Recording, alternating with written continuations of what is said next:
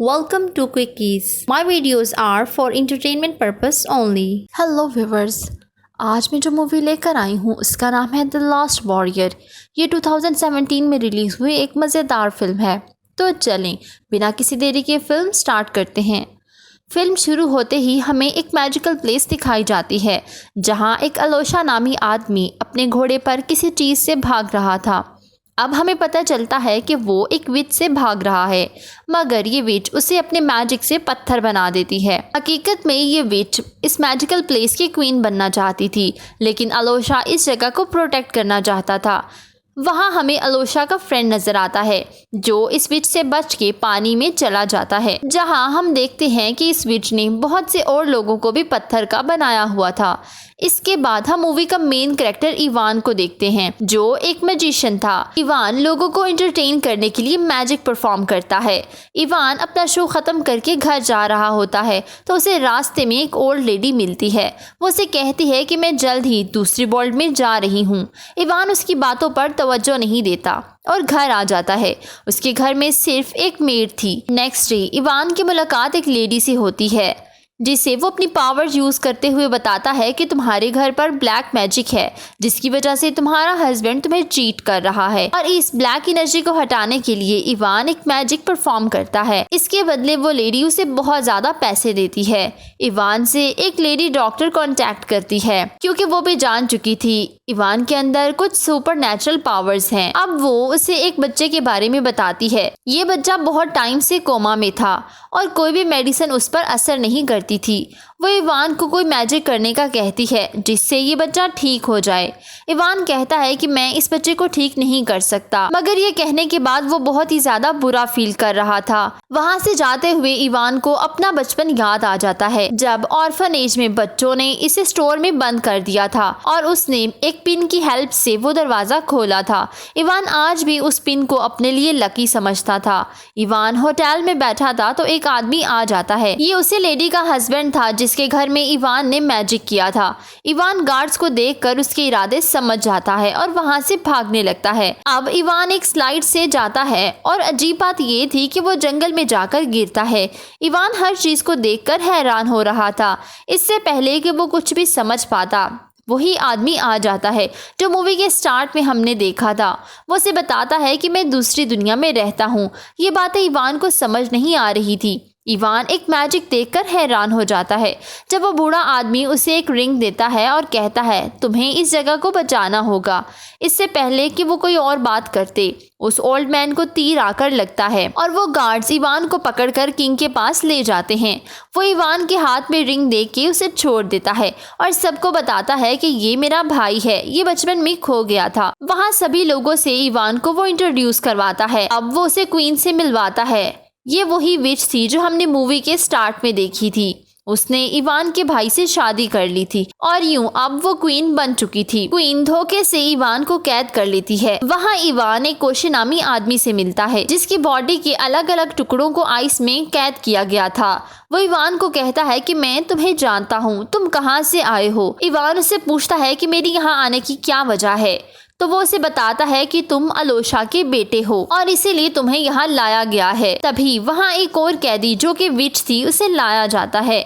वो उस कैदी से पूछता है कि क्या मैं वापस अपनी दुनिया में जा सकता हूँ, तो कोशे उसे बताता है कि हाँ, एक मैजिकल स्वॉर्ड के जरिए जो सिर्फ अलोशा का बेटा ही ला सकता है। अब उसे कहता है कि मैंने इस तलवार को एक ही बार उठाया था और इसको यूज करके मैं इमोर्टल हो गया। रात को जब सब लोग सो जाते हैं तो कैद खाने में एक नेल्सी नामी लड़की आती है। अब विच अपनी पावर्स को यूज करते हुए गार्ड्स को सुला देती है और नेल्सी उस आदमी के पार्ट्स को जोड़ने लगती है और वो आदमी इवान को भी अपने साथ चलने को कहता है। उन्हें लगता है कि इवान उनके किसी काम आ सकता है। वो लोग वहाँ से जाने ही लगते हैं तो इवान से बाय मिस्टेक घंटी बज जाती है जिसकी वजह से सभी गार्ड्स वहाँ आ जाते हैं।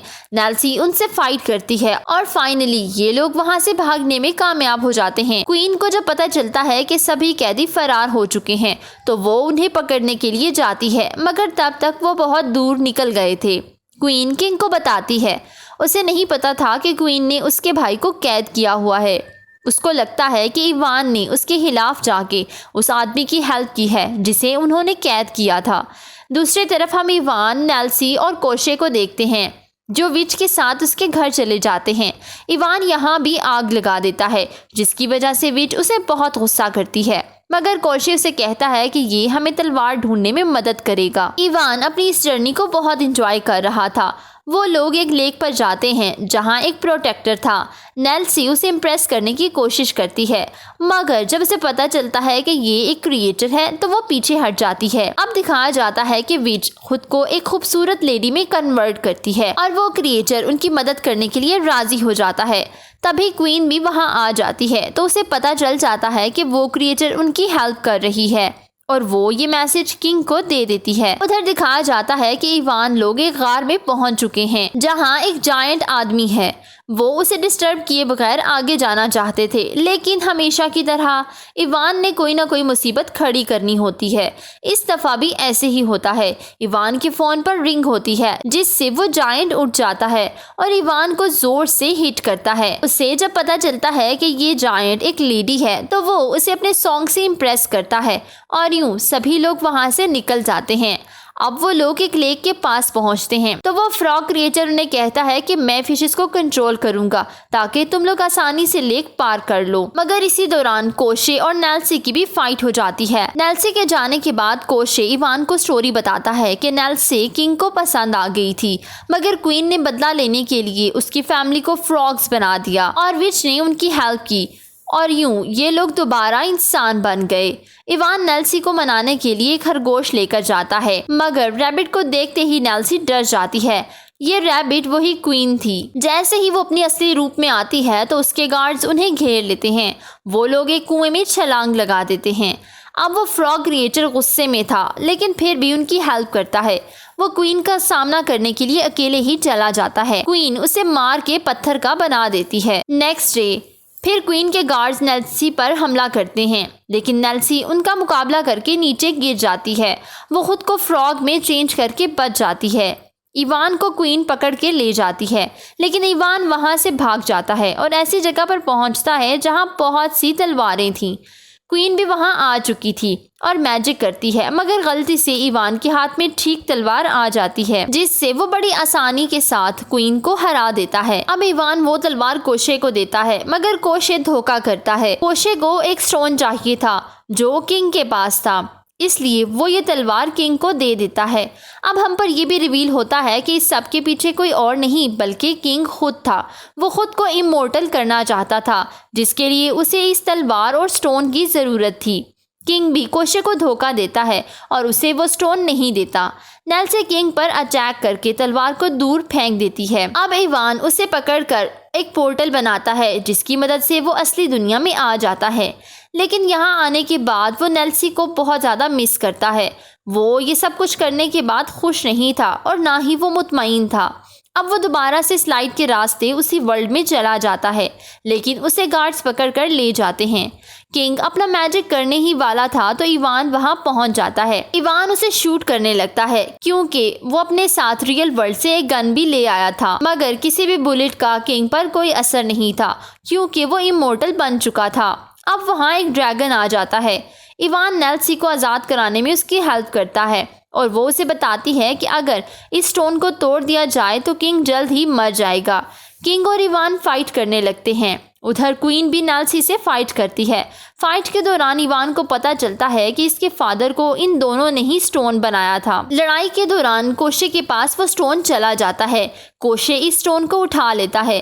वो जानता था कि अगर वो इसे तोड़ेगा तो वो खुद भी मर जाएगा, क्योंकि वो भी इसी स्टोन की वजह से इमोर्टल हुआ था, मगर वो अपनी तलवार से इसे तोड़ देता है, जिससे किंग और कोशे फौरन ही राख बन जाते हैं और क्वीन अपनी पावर्स वीक होने की वजह से वहां से भाग जाती है। अब दिखाया जाता है कि स्टोन के बने सारे लोग ठीक हो जाते हैं। इनमें इवान के फादर भी होते हैं। वो फादर को देखकर बहुत ही खुश हो जाता है और नेल्सी से शादी कर लेता है। लास्ट सीन में दिखाया जाता है कि वो उसी बच्चे को जाके मैजिकल ड्रिंक पिलाता है जो कोमा में था और इसकी वजह से वो बिल्कुल ठीक हो जाता है। उधर इवान और नेल्सी हंसी खुशी अपनी जिंदगी गुजारने लगते हैं। लास्ट में हम पर यह भी रिवील होता है कि ये विच इवान की मेड की बेटी थी और ये लोग मैजिकल वर्ल्ड में रूल करना चाहते थे और अब ये लोग दोबारा से कोई न्यू प्लान बना रहे हैं। इसके साथ ही मूवी का एंड हो जाता है। Please don't forget to subscribe, follow my social handles. Thank you for watching.